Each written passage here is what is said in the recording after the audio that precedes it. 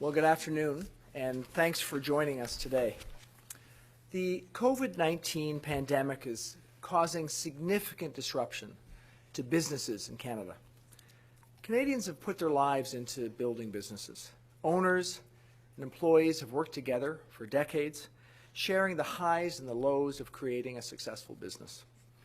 But they're having to slow down operations, or for health and safety reasons, to temporarily close up shop. Tough times are causing many business owners to face very tough choices. The toughest of all is what to do when you don't have enough money to pay your workers. Ces temps difficiles obligent de nombreux propriétaires d'entreprises à faire face à des choix déchirants. Le plus difficile d'entre eux est de savoir quoi faire lorsque vous n'avez pas assez d'argent pour payer vos employés. Nous savons que les organismes à but non lucratif font face à des difficultés similaires. Les besoins des Canadiens pour vos services augmentent, mais les dons diminuent. We know nonprofits and charities are facing similar difficulties. Canadians' need for your services are going up, but your donations are going down. It feels like an impossible dilemma. The government knows that taking action to protect a strong economy includes taking action to protect Canadian jobs.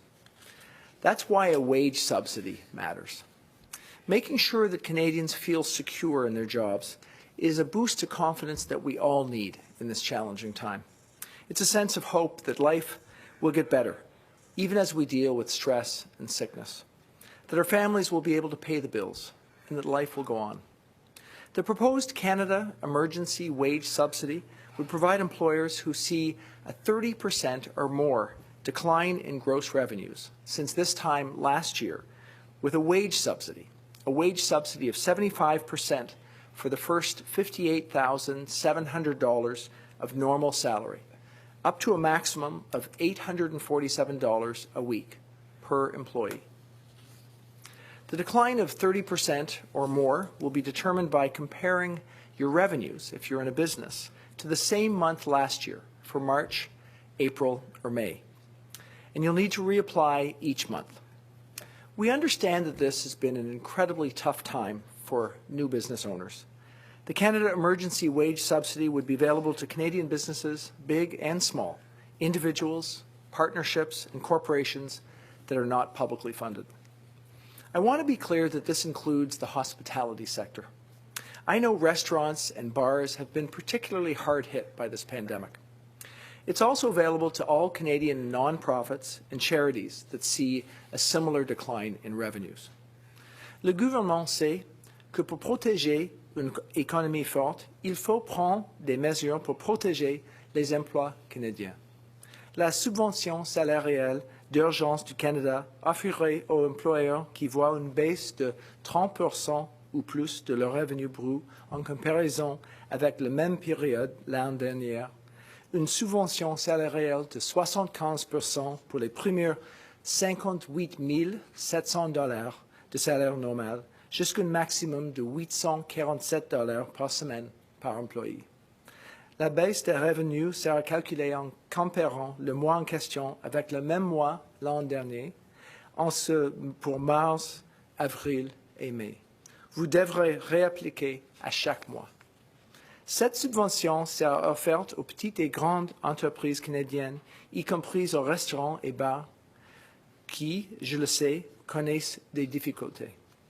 Elle est également accessible à tous les organismes à but non lucratif et organismes de bienfaisance canadienne qui constatent une baisse similaire de leurs revenus.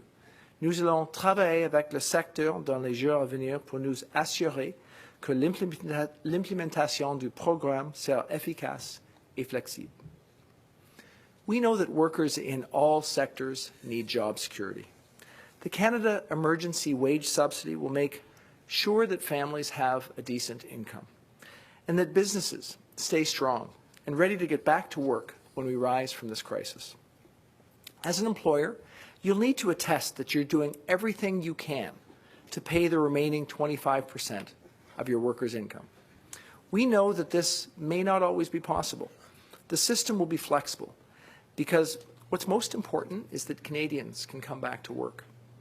My message to Canada's employers is this: get ready to rehire people. You can apply online through a Canada Revenue Agency portal that will launch soon. Funds will be available in approximately 6 weeks.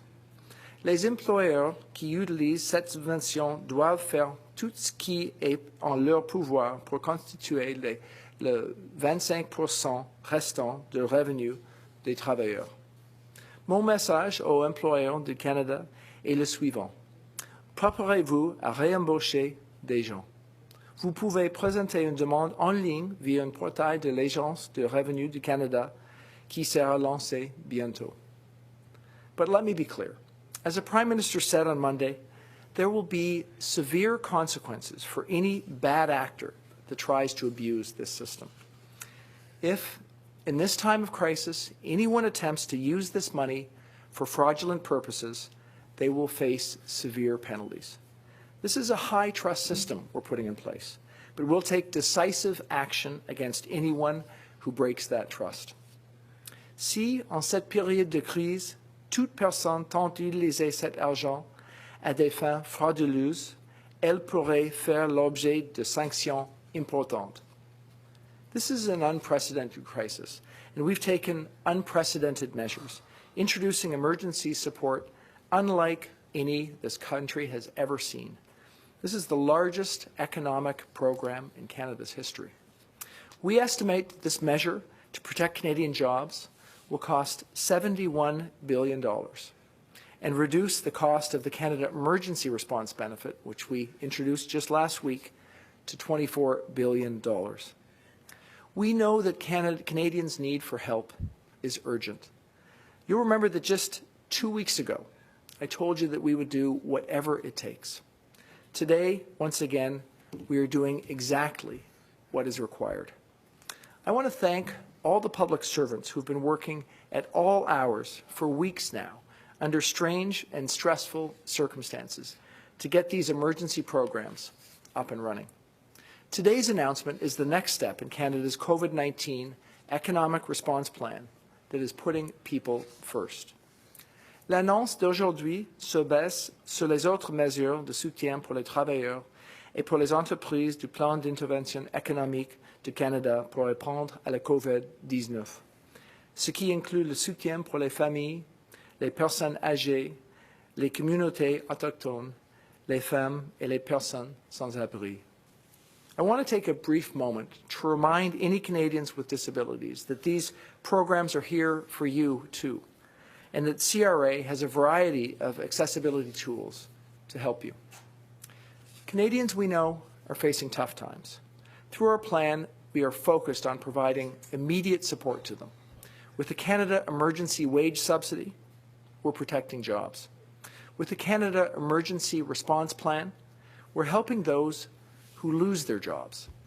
And with easy guaranteed loans for businesses of all sizes through the Canada Emergency Business Account, we're helping businesses to access credit in a time of need.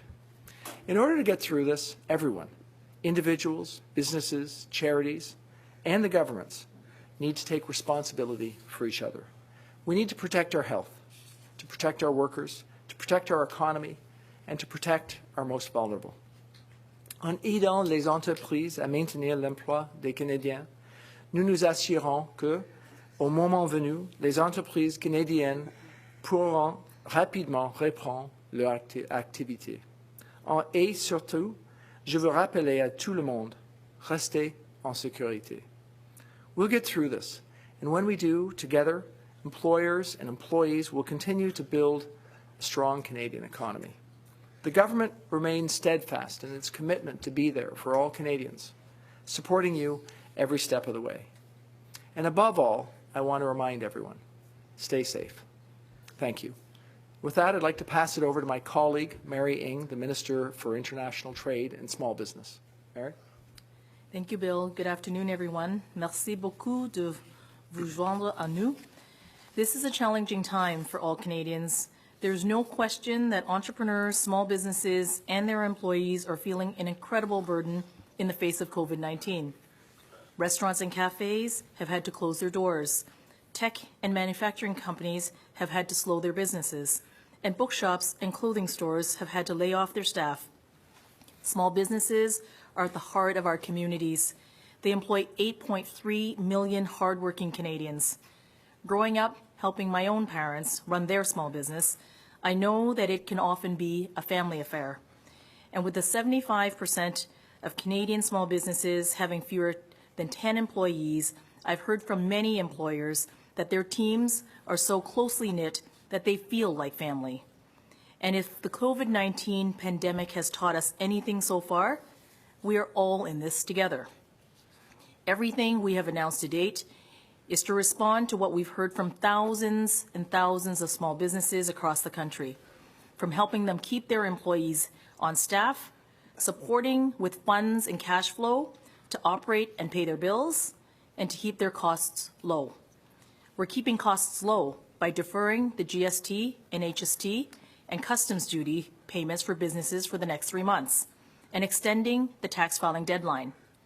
We're helping businesses with their cash flow to pay for operating costs like rent by creating the Canada Emergency Response Benefit to give $2,000 per month to those who don't qualify for EI, including small business owners or self-employed. We've also unlocked billions of dollars in lending for businesses, including a $40,000 interest-free loan through our financial institutions. And finally, we know that people are the essence of your companies. So to help businesses keep their staff employed, we're bringing in a 75% wage subsidy to help businesses, not-for-profits, endure.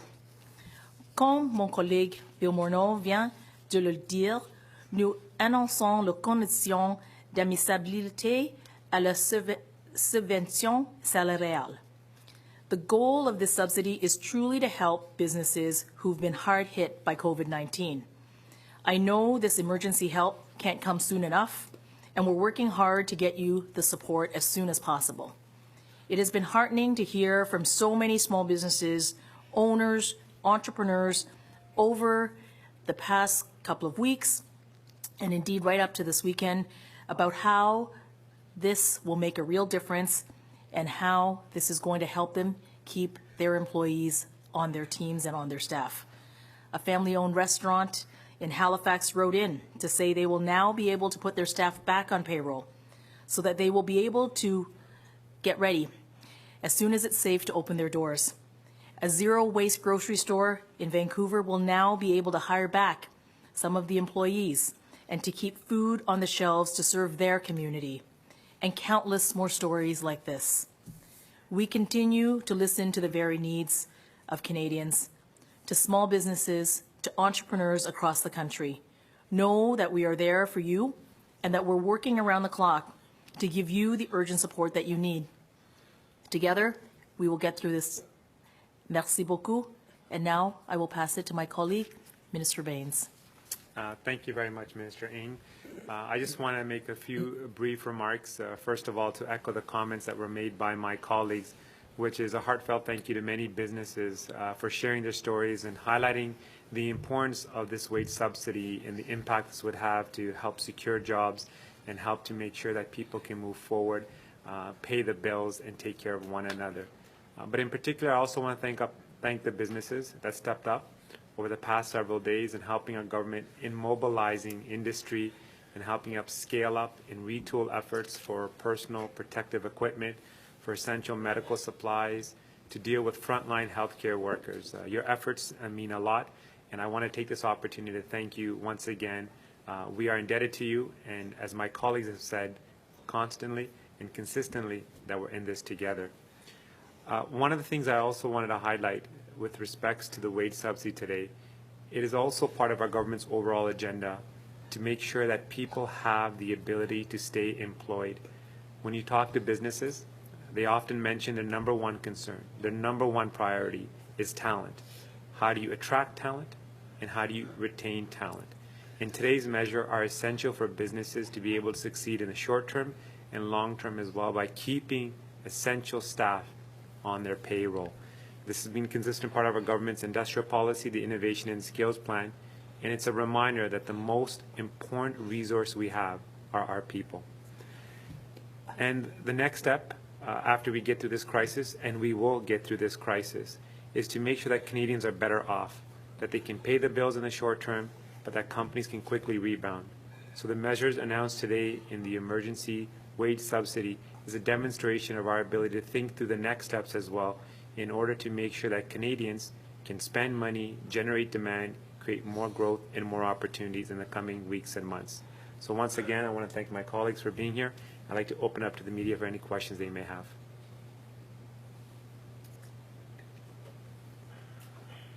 Thank you. Merci. We will now take questions from the telephone lines. On va maintenant prendre des questions du téléphone. If you are using a speakerphone, please lift your handset before making your selection. So please press *1 at this time if you have a question. There will be a brief pause while the participants register.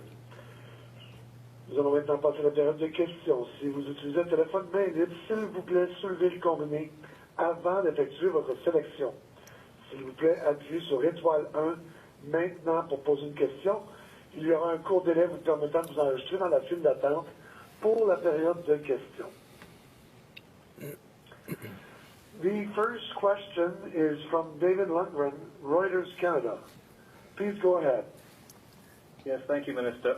You've announced a lot of measures to help firms and people deal with the effect of this outbreak. I'm a bit confused. Do you have a rough overall idea of how much you are spending, either in plain dollar terms or in terms of GDP? Well, thank you for the question, David. Let me just start by saying the frame that we've taken through this is we need to recognize that we need to deal with the urgent and immediate issue around supporting Canadians. So we have used that as our frame every day as we faced up the challenges facing us that day. So first and foremost, we're thinking about how we can actually make sure that people who are not getting income because of this crisis are able to get support so they can buy groceries and pay their rent. So that's of critical importance. Of course, we always need to take a look at what we're doing, not only in terms of the costs, but how we can support the economy. So as we've done this, we've made sure that we've put in place measures that are supporting people and that will allow us to rebound as best we can. As I mentioned today, our expectation for the Canada Emergency Response Benefit, that benefit for people who might not be attached to an employer but have lost revenue as a result of COVID-19, is $24 billion. The costs that we expect for the program that we announced today, for the benefit, the wage subsidy for employers, is $71 billion. So as you can see, these are very, very significant expenditures. And when you put those 24 and the 71 together, you can see that those direct-to-people costs are roughly $95 billion. On top of that, there's a number of other measures we put in place that bring the direct spending that we're putting in place for Canadians to in excess of $105 billion or so. So very significant measures. On top of that, as I think you know, we're allowing people to defer taxes. So we're allowing people to defer their taxes, their individual taxes or their corporate taxes, right out until September. We're allowing businesses to defer their GST payments through until June. So those measures are also very significant, roughly $85 million in additional ability for people to spend, for businesses to have capacity and individuals to have capacity. So we're going to keep thinking about what the next issues are that we need to face up to. The kind of expenditure as a function of our gross domestic product is in the order of magnitude of 5% or more. So very significant, and we expect will be important for protecting people and for protecting businesses.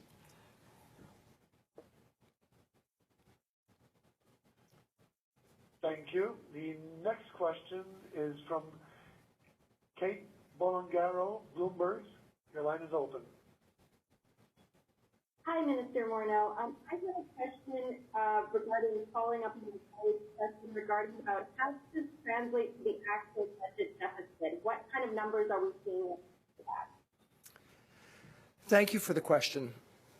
I will tell you that right now, in our estimation, is not the time for us to be coming up with our estimates of where we'll be in 6 months or 12 months. It's always important for us to take the time to make sure that we are being careful in terms of our deliberations, and that's what we've tried to do over these days that are presenting significant challenges to us. What we're much more focused on right now is how we can make sure we're delivering the kind of support to individuals and the kind of support to businesses that they need during this time. We recognize that as a result of this, the deficit will go up. We recognize that this is a dynamic situation and we need to continue to be focused on how we can ensure that we're supporting Canadians. As I've said, doing whatever it takes. So I will commit to providing transparent information to Canadians as we go through this. We will be doing the same with Parliament and with all the parties in Parliament, because we know Canadians want to understand those costs. I think, though, that what they really want to know right now is that we have their backs, during an extremely challenging time, that we're providing for them and their families, and that business owners, in the case of what we're talking about today, can find a way to bridge this very difficult time so that when it's over, and it will be over, that we can get back to work together to continue to make great lives for Canadians here in Canada.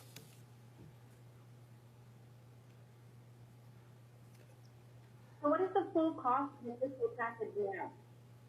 I'm sorry, I couldn't hear your question. So what is the total full cost of the fiscal package now with everything combined? The $202 billion. So now where are we at? The situation we're in right now is, as I just mentioned, the direct support to Canadians and to Canadian businesses is in the order of $105 billion. On top of that, we have deferred taxes that are another $85 billion. On top of that, we've put significant liquidity into the market. So we have put forth plans for allowing small businesses to access credit, credit that would be interest-free and that would allow them to forgive some of the costs of that. So up to $40,000 in credit, where they can actually have $10,000 of that forgiven if they pay it back. So that's another, on top of that, that's another $25 billion plus another $40 billion in liquidity. So you really have to add each one of these things together to see how significant the support is for individuals, for businesses, and for our economy. And we commit to continuing to focus on how we can ensure that we have that sort of support so people can get through this time.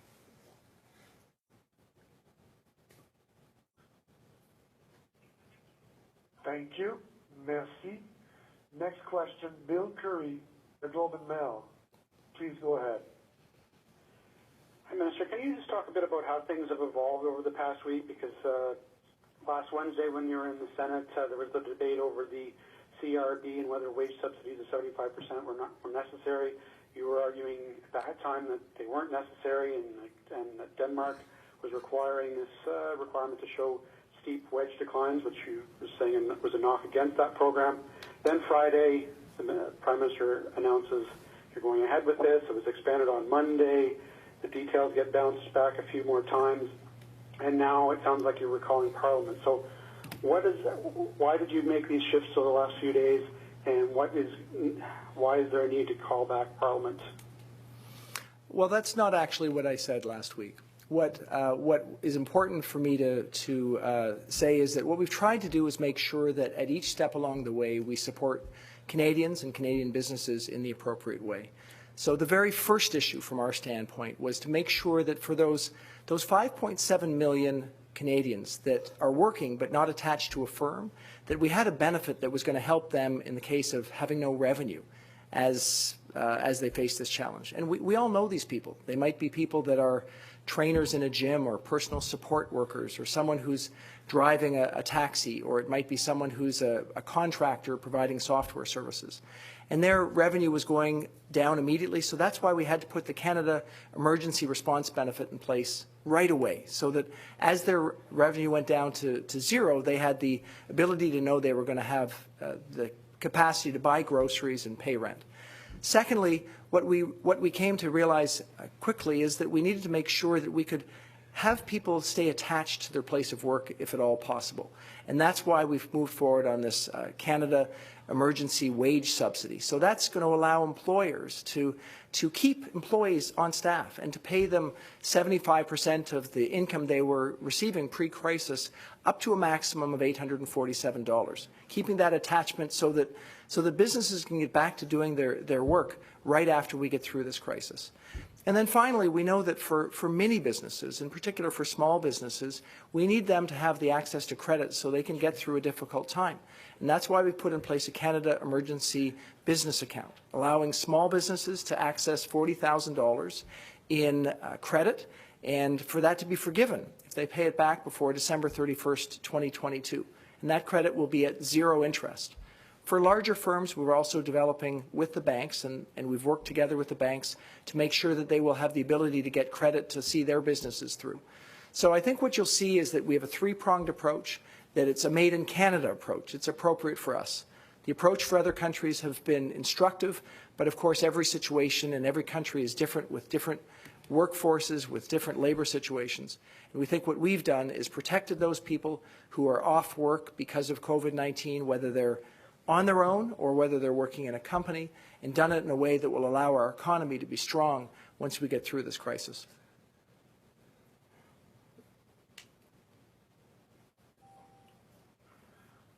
Thank you. The next question is from David Aiken from the Global News. Please go ahead. Thank you, Minister. Sorry, just make sure I'm on speakerphone. There we go. Thank you, Minister. I'm more interested in how this program will work. So I'm thinking as a business owner here, and I guess the first thing is, if under the old 10% subsidy, if I understood it correctly, the business owner essentially would receive that subsidy by submitting or remitting less to the CRA.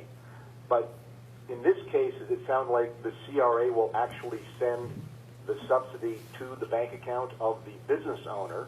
And I guess, what do you say to a business owner who laid everybody off on March 15th, and now they can start hiring back on the middle of May? Is that how it works? Yes, David, you've got it broadly correct. So the 10% wage subsidy was intended for all businesses that are up to 18 employees to get a wage subsidy. So that's applicable to any business, recognizing that many small businesses, even those that have not lost any of their revenue, are in a more challenging situation. What we've announced today is vastly more significant. It's for every business of all sizes that sees a revenue decrease of 30% or more. So what we're saying is that people that are impacted by this crisis, they have the capacity to get a wage subsidy of 75%. And it'll be administered a little differently than that wage subsidy, that 10% for all businesses. For that, companies will just be able to decrease the amount of money they remit to the federal government. For the 75% wage subsidy, what companies will be required to do is to show what the pre-crisis income was of an employee, and show that they've paid that employee the amount that they're paying, up to $847, and then they will get that money returned to them from the Canada Revenue Agency. We're putting up a portal which should be up within the next 3 to 6 weeks to make that happen very rapidly. What I would ask that you inform your readers, and certainly what I'd like to tell people today, is that for businesses, we're hoping that they can rapidly get themselves on a direct deposit system. Right now, we understand that about 90% of businesses have some sort of electronic communication with the Canada Revenue Agency, either directly or through their bank. So moving that up for all businesses would be important. And about 50% of businesses are on direct deposit with the Canada Revenue Agency. Obviously, it's to their benefit if they can increase their capacity to have direct deposit with Canada Revenue Agency, which means that when the system is running, it will allow them to get money that much more quickly. So this is the way that we plan on administering this. We're using a system, the Canada Revenue Agency system, that is used to administering for a very large number of Canadians, obviously all taxpayers, and we're working every day to make sure that system is up and running as soon as possible to support businesses. Great. If I could just follow up on your comments I think you made earlier, that there may be some flexibility here. As I'm sure you know, there's any number of kinds of business organizations that will not be able to show this, say, revenue in March versus revenue from 2019. Think of a startup that has been existing on startup capital and just started basically earning some revenues early this year. There's kinds of businesses that are getting revenue now from business activity months ago, but have had to lay people off because their business activity ended, and they wouldn't have got the revenue anyways for several months. So any number of situations where you just can't do a March versus March year-over-year calculation. And is the program then, is there some adjustments that can make for, they say, those unique or different kinds of business organizations? You know, we're in an unprecedented situation. We're coming up with programs that in a regular time period might take a year or a couple of years to develop, and we're developing them over the course of a week. So what we're saying to business owners is we will get the administrative details out as rapidly as possible. So while we are working to get the system up and running, we are working on making sure that those sort of details are understood by people. In the case of most businesses, what will happen is we will just ask them to show that their revenue has gone down by 30% or more, and they'll compare March 2020 against March 2019 to show us that that's actually been the case and show that they qualify. For a business that's just started up in the last year, we're working on how to deal with that. One way would be that they show us the previous month's revenue and show that the decline has happened. But we will have details on that situation and other situations in the coming days, in the near term. What I think I want Canadians to know is that we're trying to protect those individuals working for firms whose revenue has gone down significantly, and we're saying 30% or more as a result of the challenging situation we're in. We're going to make sure that the ties with their employers are retained so that we can get out of this challenging time with an economy that can work, with a workforce that's attached to their employers, and that we know will be better for them and better for our economy. Thank you. La prochaine question est de Hélène Buzetti, Le Devoir. À vous la parole. Oui.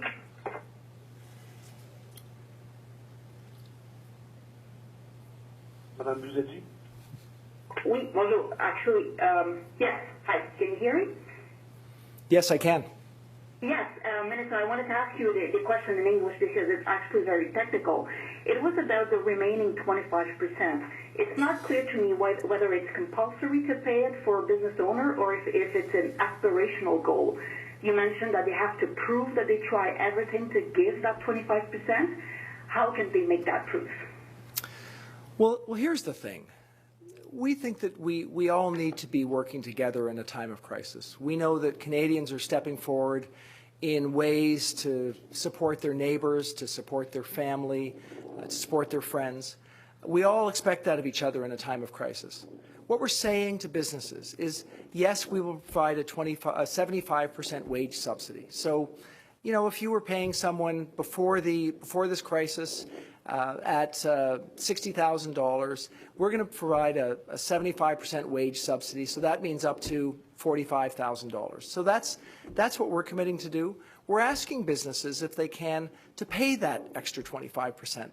We're recognizing that not every business will be able to do that. So we're committing to the subsidy. We want the businesses to be attached to their employees for the long term to get through this. And we know that in many cases, businesses will find a way to pay the full 100%. In others, they won't be able to. So it is something that I'm trying to encourage business owners to do. I know that we're all in this together. I know that in the cases where they can't afford to pay their workers, they will try and do that. That's what I've had business owners come to me and say. And in other cases, they won't be able to, and we recognize that too.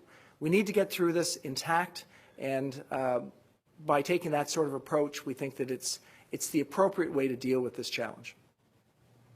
And merci pour être en anglais. C'était beaucoup plus facile pour moi.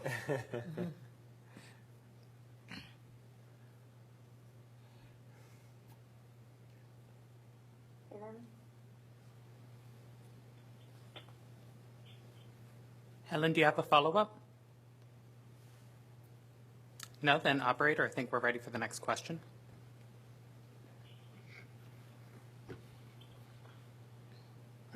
La prochaine question est de Catherine Lévesque, pour la presse canadienne. À vous la parole. Oui, bonjour, Monsieur Morneau. Moi, je vais poser ma question en français. Alors, on en comprend que le portail sera en ligne pour les entreprises d'ici 6 semaines. Ma question, c'est donc à quel moment les entreprises auront-elles l'argent en main? À quel moment vont-elles recevoir des chèques? Et puis, est-ce qu'on en comprend avec ce délai que les travailleurs, pendant ce temps, pourront appliquer pour la prestation canadienne d'urgence? Merci. C'est une bonne question. Nous essayons d'avoir le système aussitôt que possible. Nous travaillons avec l'Agence de revenus du Canada. Nous pensons en ce moment que ça va prendre entre 3 semaines et 6 semaines pour les entreprises.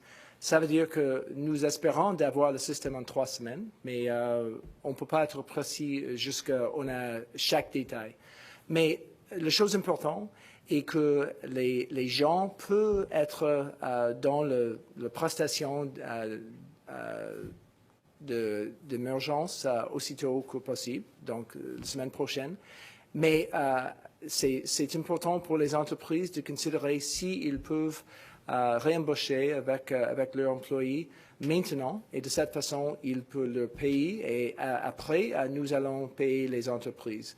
Donc, je crois que ça va fonctionner pour eux, et sûrement, on va avoir les cas où c'est difficile, mais nous pensons qu'avec notre approche, les entreprises peuvent avoir leurs employés dans les prochains jours et pour leur payer. OK, merci beaucoup. Et ma question suivie, c'est, il y a déjà des syndicats là, qui demandent à ce qu'il y ait des mesures mises en place là, pour éviter les abus de la part des employeurs. Je pense entre autres là, aux métallos qui demandent que les PDG, ou disons les dirigeants d'entreprise ne s'attribuent pas de bonus pendant cette période. Je me demandais qu'est-ce qui va être fait pour éviter les abus des dirigeants d'entreprise. Pour moi, la chose importante, nous devons assurer que l'argent qui va venir aux entreprises est pour les employés. C'est pour ça que nous allons avoir une approche où ils devraient nous assurer qu'ils ont déjà payé leurs employés, et de cette façon, nous savons que l'argent est pour leurs employés. Ça, c'est très important. Et bien sûr, ce que je voudrais dire, nous sommes tous ensemble avec un défi énorme. Et de cette façon, je vais dire aux entreprises, aux PDG, nous devons être ensemble, nous devons avoir une approche qui va assurer tout le monde que nous avons confiance, qu'on peut être ensemble, on peut avoir les facilités d'être dans une meilleure position après la crise. Et de cette façon, j'ai beaucoup de confiance que les gens, soit les gens qui sont employés ou les PDG, va assurer que nous pouvons travailler ensemble dans la crise.